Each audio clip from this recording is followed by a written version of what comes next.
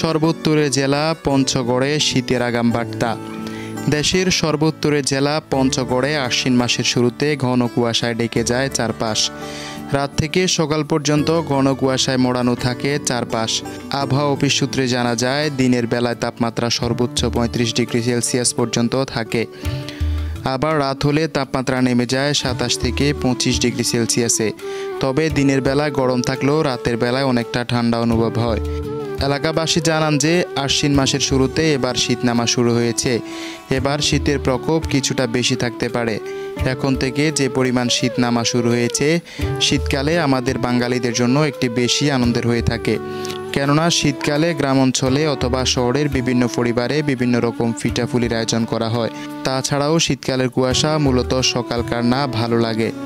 তবে এতে আনন্দের মাঝেও শীত আমাদের জন্য কষ্টদায়ক হয়ে থাকে, কেননা উন্নয়নশীল দেশ হয়েও এখনও অনেক মানুষ আছে যাদের থাকার বাড়িঘরটুকুও নেই শীতের পোশাক কেনার সামর্থ্য।